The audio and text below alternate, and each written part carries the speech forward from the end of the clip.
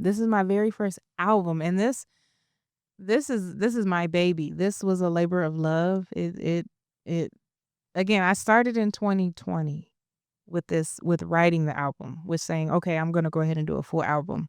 Thanks to my husband saying, "Nah, you need to go ahead and do it. You got it." You know, in so many words. So 2020 is when I started writing the album and recording, and I finished it 2024. We need more. How did all that happen? Go ahead and share that with us. So remember I said we got married November 2019, and you all remember what was going on around that time, right? So we get to 2020 and the world shuts down. You know, we go on lockdown, the pandemic, and I sank into a depression. All my gigs were off the book. First of all, I must mention I left my full-time music therapy job in 2019. So July of 2019. So I'm like, okay, now it's time to be an artist and I'm going to go and do all these wonderful things and tour and perform. I went to LA, remember we went to LA for some things. I performed out there. We would go out there frequently for performances. I even auditioned for Adam Blackstone's company and got selected as a background vocalist to, but then the pandemic happened, so nothing, came of that.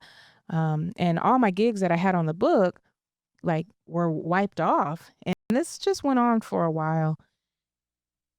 Finally, I decided to pull myself up by my own bootstraps, so to speak. I started going back to therapy.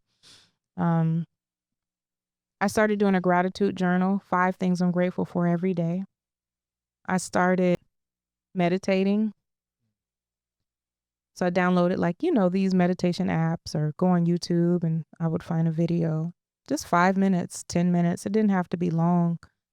And then I started writing. I started writing songs, and I started a project called 52, where I would write a song and put it together, put a little video together and post it on Instagram and Facebook and YouTube.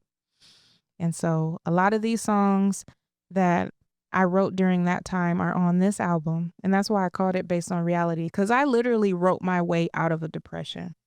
And when I listen to the songs, even to this day, sometimes I just sit there and cry, because I'm like, gosh, I know what I was going through at that time. And this is the beauty that came from that.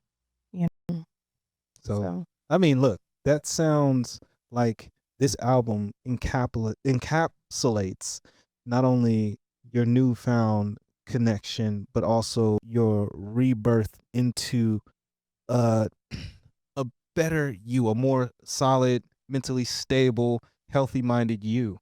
And that's kind of what I was hearing when you guys shared the EP with me.